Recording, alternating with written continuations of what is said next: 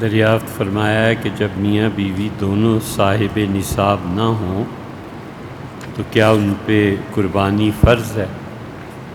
خود ہی سوچنا چاہیے کہ ایک آدمی کے پاس قربانی کا نصاب نہیں ہے، اس پہ فرض نہیں ہے، تو پھر پوچھنے کی ضرورت کیا ہے بھائی؟ عجیب بات۔ جب ان کے پاس دونوں صاحبان نصاب نہیں ہیں تو کون آخر ان پہ قربانی کو واجب قرار دے گا؟ پیشے سے تاجر ہوں اور ہمارے کچھ گاہک ہم سے سامان کی گارنٹی کا مطالبہ کرتے ہیں۔ اشیاء کا معیار کبھی اچھا ہوتا ہے کبھی برا، اور جس کمپنی سے خریدتے ہیں وہ ضمانت نہیں دیتی، تو کیا اس صورت میں گاہک کے رجحان کو دیکھتے ہوئے اشیاء کی دو قیمتیں مختص کر سکتے ہیں، ایک گارنٹی کے ساتھ اور دوسری بغیر گارنٹی کے؟ جی یہ ہو تو سکتا ہے، لیکن جس چیز کی آپ گارنٹی دیں گے اس کے ذمہ دار بھی آپ خود ہی ہوں گے۔ مثلا فرض کر لیجئے کہ فریج آپ خریدتے ہیں اور آپ سودا کرتے ہیں کمپنی سے یا آرڈر دیتے ہیں کہ ہمیں 100 فریج چاہیے، پھر آپ پوچھتے ہیں گارنٹی کتنی ہے، وہ کہتے ہیں جی کوئی گارنٹی نہیں، 1 دن چلے یا سال چلے ہمیں اس سے بحث نہیں۔ آپ کا اب جو گاہک آتا ہے، اگر آپ اسے کہیں کہ میں گارنٹی دیتا ہوں یہ اتنے عرصے کے لیے ہے، تو پھر آپ نے چونکہ کہی ہے آپ ضامن ہیں، اس چیز میں کوئی نقص واقع ہو گیا تو گاہک کا حق بنتا ہے کہ آپ سے کہے میرے پیسے واپس کرو، سال سے پہلے یہ چیز خراب ہو گئی اور آپ لے لیجیے۔ اور اسی میں کمپنی نے تو گارنٹی نہیں دی، لیکن آپ نے خود ہی اپنے تجربے اپنے علم کی بنیاد پہ شان پھٹک کے الگ کر دیا اور آپ نے کہا کہ یہ مال جو ہے نا یہ کم درجے کا ہے، اور اس کی آپ نے گارنٹی نہیں دی۔ تو جس نے گارنٹی لینی بھی چاہیے آپ نے دی کہ مرضی ہے تمہاری، یہ لے لو یا یہ لے لو، گارنٹی والا لوگے تو ہم 10,000 کا، بغیر گارنٹی کے ہم 7,000 کا دیں گے۔ تو اب جو کچھ اس نے منتخب کیا ہے بس اس پہ وہ پابند، 7,000 پہ وہ گارنٹی مانگ ہی نہیں سکتا۔ گھر لے جاتے ہی ریفریجریٹر کو آن کیا اور اڑ گیا، کچھ نہیں کہہ سکتا، اس لیے کہ آپ نے گارنٹی نہیں دی۔ تو اس لیے یہ دونوں صورتوں کی وضاحت ہے، ایسے ہو سکتا ہے۔ What advice would Hazrat give to youth living in current times؟ یہ جو بچے آپ کا سوال ہے نا، یہ اس کے لیے 2-3 جمعے انشاءاللہ آئندہ جو آئیں گے اللہ نے چاہا تو اس میں وضاحت کریں گے کہ ہمارے بچے اب دنیا میں کیا چاہتے ہیں اور اس کے لیے کیا تیاری کرنی چاہیے۔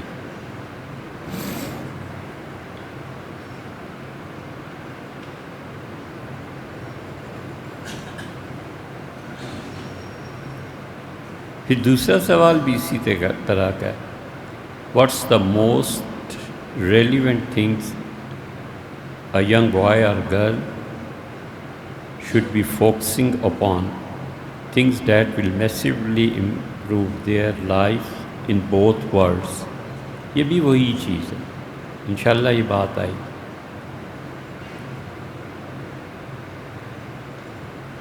تیسرا سوال بھی وہی ہے،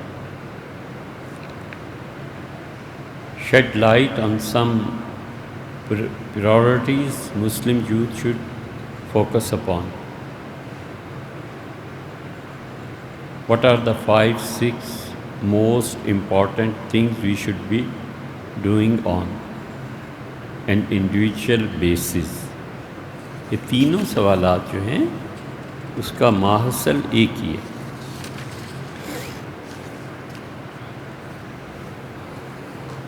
I want to learn different types of Quranic reading so which country is best for it؟ قرآن کریم کی قرأت یہ پورا علم ہے، آپ کے ہاں انڈیا میں بھی بہت اچھے اچھے قاری ہیں، آپ ان سے کہیں کہ وہ آپ کو قراءت عشرہ پڑھا دیں، پاکستان میں بھی الحمدللہ بہت اچھے اچھے قرآن کریم کے پڑھنے والے ہیں، جاننے والے ہیں۔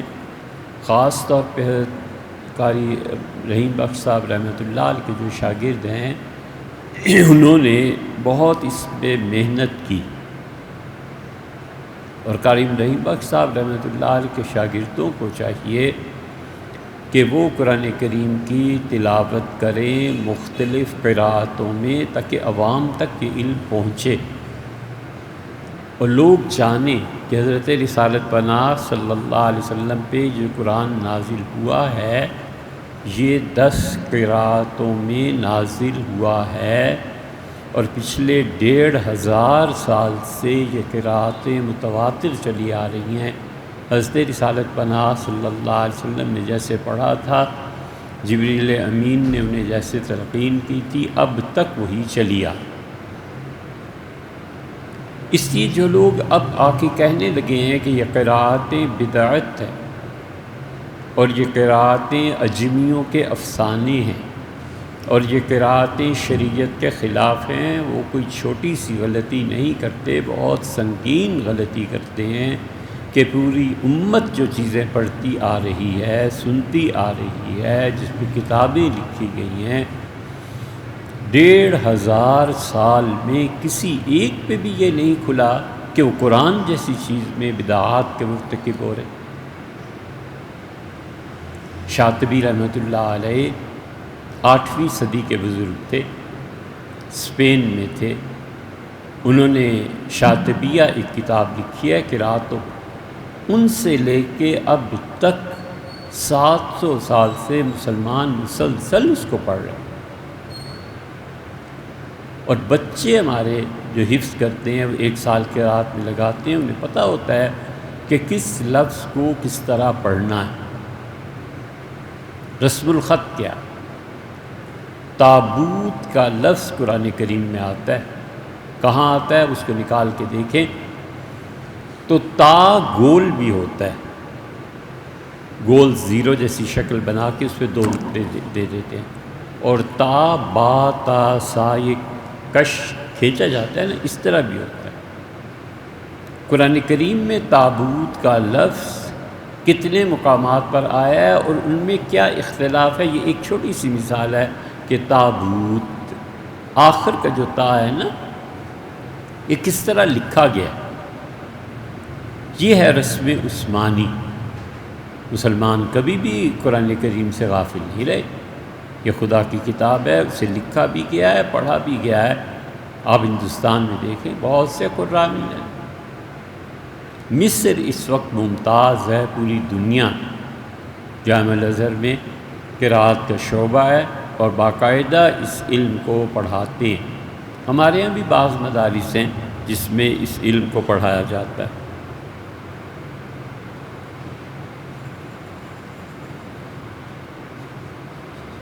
What are the basic foundations to be built in a person who want to study for jurisprudence؟ یہ تو بھیا جس فقہ سے بھی آپ تعلق رکھتے ہیں اس کی ابتدائی کتابیں پڑھیے۔ مثلاً جہاں سے آپ نے سوال لکھا ہے وہ بنیادی طور پر سب حنفی ہیں، تو آپ حنفیت میں قانون کی کتابیں پڑھنی شروع کریں، اور ان میں کچھ قوانین ایسے ہیں جو عبادات سے متعلق ہیں اور کچھ عبادات سے آگے چل کے معاملات کے متعلق بھی ہیں۔ مثلاً ہمارے یہاں عام طور پہ منیت المصلی پڑھاتے ہیں، یہ درس نظامی کا ایک حصہ ہے، اور انسان اس کو پڑھ کے چھوٹے بچے کو پڑھاتے ہیں کہ وہ طہارت، پاکیزگی، نماز وغیرہ جنازے تک کے مسائل سیکھ جائے، پڑھ۔ پھر اس کے بعد نور الازا پڑھاتے ہیں، نور الازا میں ساری عبادات، حج بھی ہے، یہ چیزیں بھی۔ پھر اس کے بعد وہ قدوری پڑھاتے ہیں، قدوری میں تقریباً زندگی کے تمام شعبے آ جاتے ہیں۔ کوئی چیز گر گئی ہے تو اس کا کیا حکم ہے، 2 آدمیوں میں لڑائی ہو گئی ہے تو اس کا کیا حکم ہے، اگر زمین کی تقسیم کرنی ہے تو اس کا کیا حکم ہے، یہ ساری چیزیں ایسے ہیں۔ قدوری سے بھی بعد کی کتاب کنز الدقائق پڑھاتے ہیں، اور کنز کو اچھی طرح کسی نے پڑھا ہوا ہو تو وہ بنیادی طور پہ اگر اچھی طرح پڑھا ہوا ہو تو وہ صاحب علم ہو جاتا ہے۔ اور کنز الدقائق کے بعد پھر ہدایہ پڑھانی چاہیے، اور ہدایہ پڑھاتے ہیں۔ بعض لوگ شرح وقایہ بھی پڑھاتے ہیں، لیکن اگر ہدایہ کسی آدمی نے، کسی بچے نے اچھی طرح پڑھ لی ہو اور پڑھا بھی دی ہو تو فی الجملہ اس میں قاضی بننے کی صلاحیت پیدا ہو جاتی ہے۔ وہ قاضی رکھ سکتا ہے، جسے آپ کے یہاں سیشن ججز ہوتے ہیں، وہ اس سے بھی بڑا مقام رکھتا ہے اگر وہ ہدایہ کو پڑھ لے اور پڑھا لے۔ سود کے مسائل ہیں، بزنس کیسے کی جاتی ہے، عدل کیسے قائم کیا جاتا ہے، حدود کیا ہیں، وغیرہ وغیرہ، یہ سب چیزیں آ جاتی ہیں۔ اور ہدایہ کے بعد پھر در مختار پڑھاتے ہیں، بس ٹھیک ہے، اگرچہ وہ پڑھانے سے کم خود کے مطالعے کی چیز ہے اس بچے کے لیے جس نے ہدایہ کو اچھی طرح پڑھا ہوا ہو اور اصول سمجھے۔ اگر ہدایہ کو کسی نے اچھی طرح پڑھا ہوا ہو تو یقین مانے دنیا میں کوئی ملحد ایسا نہیں ہے جو اسلام پر عقل کے مطابق کوئی اعتراض کرے اور وہ اس کا جواب نہ دے سکے۔ کمال کی کتاب کی صاحب ہدایہ رحمہ اللہ، اور اس کی شرح فتح القدیر وغیرہ پڑھی ہو تو پھر تو کہنے ہی۔ تو اس لیے پھر جب یہ استعداد پیدا ہو جائے بنیادی طور پہ قانون کو سمجھنے کی کہ قانون ہوتا کیا، پھر اس کے بعد دوسرے فقہا کی کتابیں شروع کریں۔ مثلا مالکی فقہ ہے، اس میں ابتدا سے انتہا تک کیا پڑھایا جاتا ہے۔ حنبلی فقہ ہے، وہ عقیدے جن چیزوں سے شروع کرتے ہیں اس سے لے کے پھر ان کے ہاں آخری چیز کیا پڑھائی جاتی ہے۔ اسی طرح شافعی فقہ اور اسی طرح فقہ جعفریہ بھی، اسے بھی پڑھنا چاہیے۔ اگر وہ واقعی چاہتا ہے کہ فقیہ بنے اور اچھا مفتی بنے تو اچھے مفتی کے لیے تو بہت علم چاہیے بھائی، تاریخ کا علم چاہیے، حدیث کا علم چاہیے، بہت سی چیزیں چاہیے۔ لیکن اگر قانون کے دائرے میں رہنا چاہتا ہے تو اسے چاہیے کہ فقہ جعفریہ کا بھی مطالعہ کرے، کیونکہ مفتی کے سامنے کبھی کبھی ایسے مشکل حالات پیش آ جاتے ہیں کہ وہ اپنی فقہ کے علاوہ کوئی مسئلہ ڈھونڈتا ہے کہ اس کو کس طرح، چونکہ فقہ بنیادی طور پہ انسانوں کی زندگی کو آسان کرنے کے لیے اور مسائل کے لیے ہے، تو اس کی نظر میں اگر فقہ جعفریہ میں ہوگا تو کوئی نہ کوئی حل اس کا تلاش کر لے گا کہ کم سے کم تقلید کے دائرے میں رہے گا۔ اور تقلید کے دائرے میں لوگوں کو رہنا چاہیے، کیونکہ تقلید کو چھوڑ دینا اور اجتہاد کی طرف چل پڑنا نااہل لوگوں کا۔ اہل آدمی ضرور اجتہاد کرے، اس پہ تو بات کرنے کی بات ہی نہیں۔ کون اس کو منع کرتا ہے؟ جو منع کرتا ہے اس سے بات کرو، ہم تو نہیں کرتے۔ ہم کہتے ہیں اہل ہونا چاہیے۔ اگر اہل نہیں ہے تو اس فتنے کا دروازہ نہیں کھولنا چاہیے۔ اس مرتبہ رمضان میں ایک صاحب نے عجیب بات کی، انہوں نے کہا اللہ تعالیٰ کہتا ہے قرآن کریم میں کہ تم لوگ مومن نہیں ہو، مسلم ہو، اور اللہ تعالیٰ نے فرمائی بالکل ہے، سورہ حجرات میں ہے نا، قُل لَا تَمُنُّوا عَلَيَّ اسلامکم، اے نبی صلی اللہ علیہ وسلم آپ کہہ دیں یہ مسلمان اپنے آپ کو کہتے ہو تو میرے پہ احسان نہ دھرو، اللہ نے تم پہ احسان کیا ہے کہ اسلام کی توفیق دی ہے، اور ایمان ابھی تک تمہارے دلوں میں داخل نہیں ہوا۔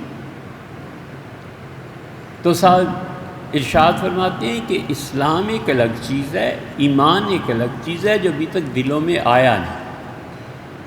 تو اللہ تعالیٰ نے جہاں جہاں کہا یا ایھا الذین آمنو، اے ایمان والو، تو پہلے ایمان دل میں دیکھے ہے کہ نہیں ہے، اگر ہے تو پھر اس آیت پہ عمل ہوگا۔ پھر وہ کہتے ہیں کہ اللہ نے کہا ہے ایمان والو ہم نے کتب علیکم الصیام، تم پہ روزے فرض کیے گئے ہیں، تو اگر ایمان ہے تو روزہ رکھے، جو صرف مسلمان ہیں اس پہ روزہ فرض ہی نہیں۔ یہ ہیں مجتہد۔ ان کا جتنی یا ایھا الذین آمنوا سے آیات شروع ہوتی ہیں، اس پہ عمل وہی کرے جو ایمان والے۔ پھر فون بھی آ گیا، تو ہم نے کہا بھی بالکل ہم اس کو مانتے، یہ بہت اچھا اجتہاد فرمایا ہے، لیکن انہوں نے کہنا کہ نکاح کی جو آیت ہے نا اس میں بھی یا ایھا الذین آمنوا ہے، تو جب تک ایمان نہ دل میں داخل ہو شادی بھی نہیں کرنی چاہیے، اگر ہے تو طلاق دے دے، پہلے ایمان کی سلامتی کرے پھر اس کے بعد آگے، اور اگر اولاد بھی ہے تو انہیں وراثت میں حصہ نہ دے کہ وہ جائز اولاد دے، پھر ایسوں کو ایسے ہی جواب دینا پڑتا ہے، اب کیا کریں۔ اے ایمان والو، نبی کریم صلی اللہ علیہ وسلم پہ سلام بھیجو پورا، اب درود شریف بھی نہیں پڑے گا، ولیعوذ باللہ، یہ تحریف نہیں ہے تو اور کیا ہے، یہ ہے نئے ان نالائق لوگوں کے لیے اجتہاد، یار تو اس کے اہل بھی ہو یا نہیں۔ تو اس لیے یہ جو جیورسپونڈنس آپ نے فرمائی ہے، کوئی چھوٹا سا شعبہ نہیں ہے، بڑا دماغ چاہیے، اور وہ بھی ایک خاص قسم کا دماغ چاہیے۔ ہر دماغ قانون کو نہیں پڑھ سکتا، قانون کی بڑی باریکیاں ہوتی ہیں، پیچیدگیاں ہوتی ہیں۔ حرف تو بہت بڑی چیز ہے، ایک قومے سے لا بدل جاتا ہے۔ کچھ لوگ ہوتے ہیں جن پہ اللہ تعالیٰ کی کتاب کا غلبہ ہوتا ہے، تفسیر کا، اس کا ایک اپنا دماغ ہوتا ہے، حدیث شریف اس کا ایک اپنا دماغ ہے، تاریخ اس کا اپنا ایک دماغ ہے، قانون فقہ اس کا اپنا ایک دماغ ہے کہ وہ قانونی پیچیدگی پر غور کرتا ہے کہ یہ کیا ہے۔ ہر ایک کا مرتبہ الگ ہے۔ حضرت رسالت پناہ صلی اللہ علیہ وسلم کے مرتبے تک کون پہنچ سکتا ہے؟ کوئی بھی نہیں۔ اللہ نے جو عالی مقام سید الثقلین علیہ السلام کو عنایت فرمایا تھا، رسول اللہ صلی اللہ علیہ وسلم کی شانیں الگ الگ۔ حضرت شاہ عبدالعزیز صاحب رحمۃ اللہ علیہ نے محمدیت پر ایک جگہ بحث کی ہے کہ رسول اللہ صلی اللہ علیہ وسلم تمام شعون کے جامع تھے، حقیقت احمدی پر بحث کی ہے، اور انہوں نے 12-15 قسمیں گنوائی ہیں۔ ان میں سے ایک قسم یہ گنوائی ہے کہ حضور اقدس صلی اللہ علیہ وسلم قاضی اور مفتی بھی تھے۔ یہ قاضی اور مفتی ہونے کا جو رسول اللہ صلی اللہ علیہ وسلم کی شخصیت کا پہلو ہے نا، یہ اگر آپ نکال لیں نبوت سے ایک لمحے کے لیے، تو اس کے بعد جو دماغ نظر آتا ہے وہ سیدنا عمر رضی اللہ عنہ کا ہے، ٹھیک فقہی اور قانونی دماغ۔ اور اس کے بعد یہ نہیں ہے کہ ہم حنفی ہیں اس لیے امام حنیفہ رحمۃ اللہ علیہ کا دماغ تھا۔ یہ تینوں دماغ قانون کے اعتبار سے ایک کے بعد ایک اور ایک کے بعد ایک ہیں۔ امام حنیفہ رحمۃ اللہ علیہ اتنی باریکی سے قانون کو دیکھتے اور سمجھتے ہیں کہ ان کے معاصرین میں کوئی اتنی باریک بینی کا آدمی نہیں تھا۔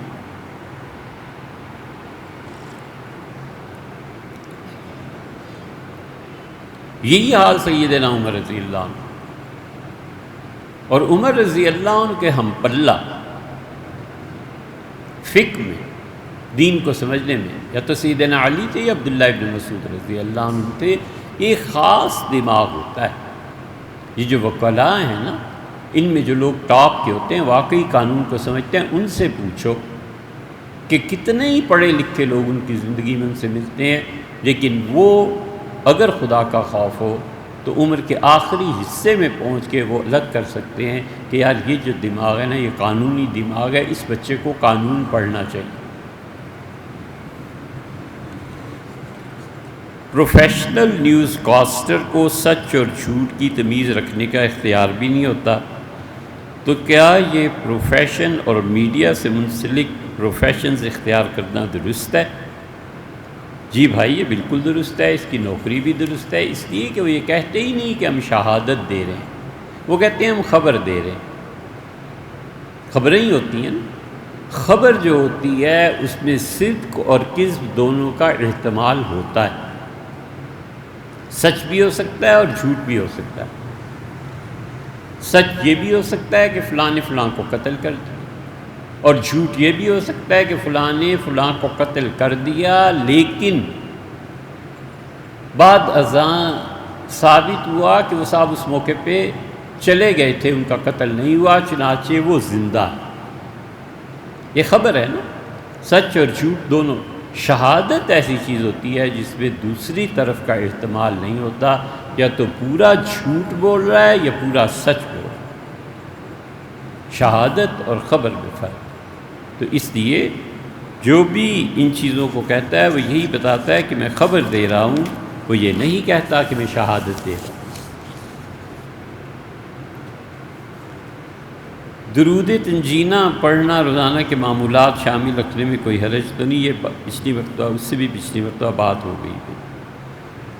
غیر ممالک ہجرت کرنے والوں کی آپ حوصلہ افزائی کرتے ہیں، اور اس کے برعکس خود ہی عالمی طور پر سیکولرزم، انسانیت بغیر خدا کے، فیمنزم، الحاد، مخلوط ماحول کے اثرات اور موجودہ ناقص نظام تعلیم سے بھی لوگوں کو آگاہ کرتے ہیں۔ اس کی تاکید میں، یہ تاکید جو ہے بھیا، یہ دو شوشوں والا کیسے ہو گیا؟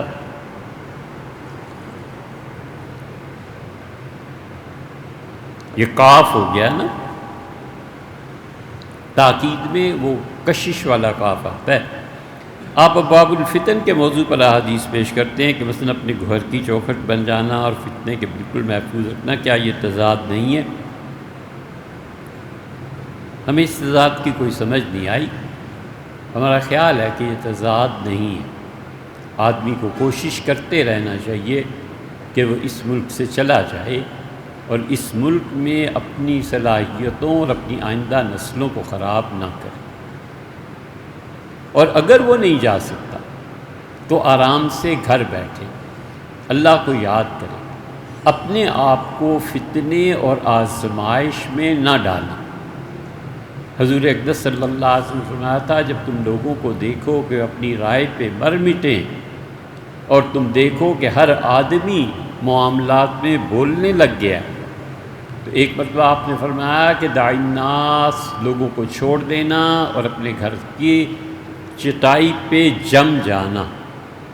ایک جگہ فرمایا کہ جب تم دیکھو کہ حکومتیں ان لوگوں کے پاس ہیں جو واقعی مشورہ کرتے ہیں، خدا کا خوف رکھنے والے، تو زندگی بہتر ہے۔ اور جب تم دیکھو کہ حکومتیں سازشوں اور جبر سے قائم ہو رہی ہیں، تو مر جانا، قبر اس زندگی سے اچھی۔ اس مفہوم کے احادیث آپ کو نسائی میں مل جائیں۔ تو اس لیے ہم اب بھی یہی کہتے ہیں کہ ہمارا شرح صدر اس پہ نہ کیجیے، کوئی حرج نہیں، یہ تو ایک ذاتی رائے ہے نا جی، نہ کیجیے، کوئی حرج نہیں۔ ہم پہ کون سا والعیاذ باللہ کوئی وحی آتی ہے کہ جو کہتے ہیں سچ صحیح ہوتا ہے؟ دونوں طرف احتمالات، لیکن ان حالات کو دیکھ کے، اس کا تجزیہ کر کے یہی سمجھتے ہیں کہ اپنی صلاحیتیں خدا کے دین کے لیے، اپنی اولاد کو بچانے کے لیے کہیں اور چلے جانا چاہیے یا نہیں رہنا چاہیے۔ یہ بارہا ہم کہہ چکے ہیں، اور اگر یہ میسر نہ ہو تو اپنے آپ کو فتنوں سے بچا کر رکھے، آزمائش میں نہ پڑے۔ یہ آزمائش اتنی بڑی چیز ہے کہ بڑے بڑے لوگوں کے قدم جگہ سے ہل جاتے ہیں۔ یہ آزمائشیں اتنی بڑی چیزیں کہ خود اپنی اولاد چھوڑ دیتی ہے، پیسہ چھوڑ دیتا ہے، مال سے بھی کام نہیں چلتا اور عہدے سے بھی کام نہیں چلتا۔ اللہ کسی آزمائش میں اگر ڈال دے تو صبر کے علاوہ کوئی چارہ نہیں ہوتا۔ تو ہم کمزور اور ایسے نہ ہو کہ اپنے ایمان کو بھی بیچ دیں۔ اس لیے بہتر یہی ہے کہ انسان اپنے آپ کو کسی آزمائش میں نہ ڈالے، الگ رہ کے، اپنے گھر میں رہ کے اپنی زندگی بسر کرے، اللہ کو یاد کرے اور خدا سے دعا کرتا ہے، بس اس سے زیادہ کچھ نہیں۔ کربلا کا جب واقعہ پیش آیا اور سیدنا حسین ابن علی رضی اللہ عنہما کی شہادت کے بعد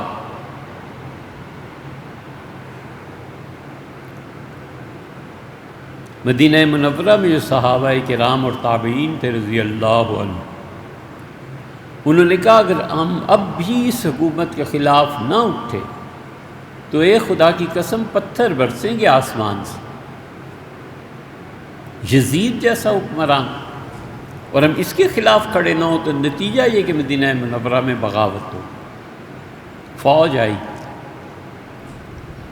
اور لڑائی ہوئی بہت شدید، اور حضرت ابو سعید خدری رضی اللہ عنہ ایک غار میں جا کر بیٹھ گئے ایک پتھر کے ساتھ،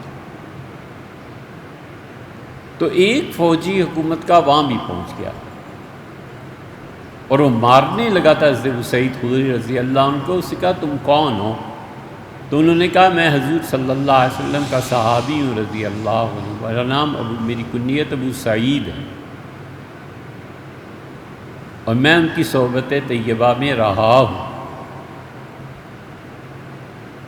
اس نے کہا یہ کیا حرکت کی؟ ان کا حرکت یہ کی ہے کہ جب تم آئے ہو تو میں نے اپنی تلوار پتھر پہ مار کے 2 ٹکڑے اس کے کر دیے ہیں، اور ایک علامتی تلوار لے لی ہے، یہ لکڑی کی تلوار۔ اب لکڑی کی تلوار سے کسی نے کیا ڈرنا اور کیا مرنا؟ اور کہا رسول اللہ صلی اللہ علیہ وسلم سے یہی فرمایا تھا کہ جب فتنوں کا دور آ جائے تو ابو سعید اپنی تلوار کو توڑ دینا اور لکڑی کی تلوار بنا کے رکھ لینا اور ان فتنوں سے پرے رہنا۔ یہ ایسا دور حضرت ابو سعید رضی اللہ عنہ کو اپنا گنتے تھے۔ اب کا کیا خیال؟ کچھ لوگوں پہ شرح صدر ہے کہ وہ جد و جہد کریں، قربانیاں دیں، اللہ تعالیٰ ان کو مبارک کرے، لیکن ہر آدمی کے بس کی بات نہیں ہے۔ ایسے نہ ہو کہ فتنوں میں پڑے اور اپنا ایمان بھی کس دن ضائع کر بیٹھے۔ سید فصیح الدین صاحب اللہ تعالیٰ سلامت رکھے، آپ نے بہت اچھی نعت حضرت رسالت مآب صلی اللہ علیہ وسلم کی خدمت میں پیش کی، اور الفاظ بھی آپ نے بہت مناسب چنے، اور حسینی سید ہیں آپ، یہ آپ کا شرف ہے، اور اللہ تعالیٰ آپ کو ان چیزوں کا نفع بخشے۔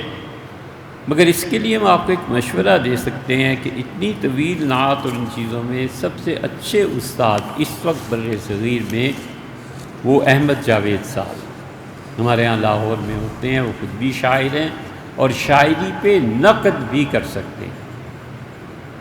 شاعری کا پسند ہونا ایک الگ چیز ہے، شاعر کا ہونا ایک الگ چیز ہے، لیکن آپ جانتے ہی ہیں کہ اساتذہ شاعری پہ نقد کرتے ہیں۔ آپ نے جس غرض کے لیے ہمیں یہ صفحات بھجوائے ہیں، اللہ آپ کو جزائے خیر دے، لیکن آپ ان سے رجوع کیجیے۔ احمد جاوید صاحب ان کی کیسٹس بھی آتی رہتی ہیں، انٹرنیٹ میں ان کا نام بھی ہے، آپ ان کا پتہ لے لیں وہاں سے انٹرنیٹ سے، اور فون نمبر بھی، اگرچہ مشکل سے ان تک رسائی ہوتی ہے، اگر ہو جائے تو اپنا کلام انہیں بھجوائیے تاکہ وہ اس پہ نقد کریں، اس کی تصحیح کریں، اور ماشاءاللہ بہت اچھی نعت آپ نے لکھی ہے، اللہ قبول کرے۔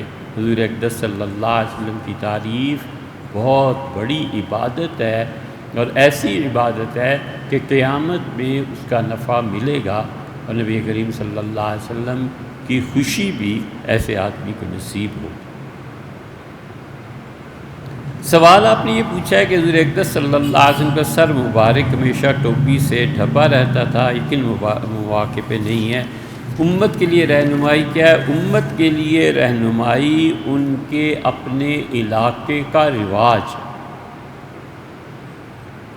یہ اصولی بات بہت سے لوگوں کی سمجھ میں نہیں آتی۔ ہم 2 لفظوں میں اس سے عرض کر دیتے ہیں، یہ جتنے ہمارے فقہا اور جتنے محدثین اور مفسرین مغرب کے تھے، اسپین میں، الجزائر میں، فرانس میں، جرمنی، ان سارے علاقوں میں ان کے ہاں بادشاہوں کے سامنے جاتے ہوئے سر ننگا رکھنا یہ اطاعت تھی بادشاہت کی،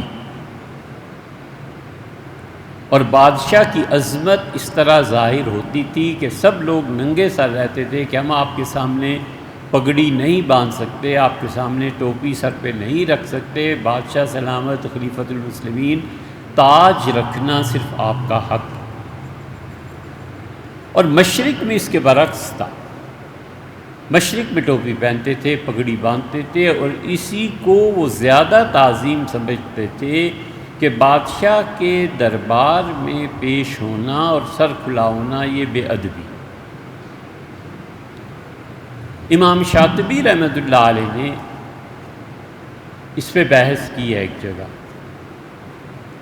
کتاب کا نام سوچ رہے ہیں،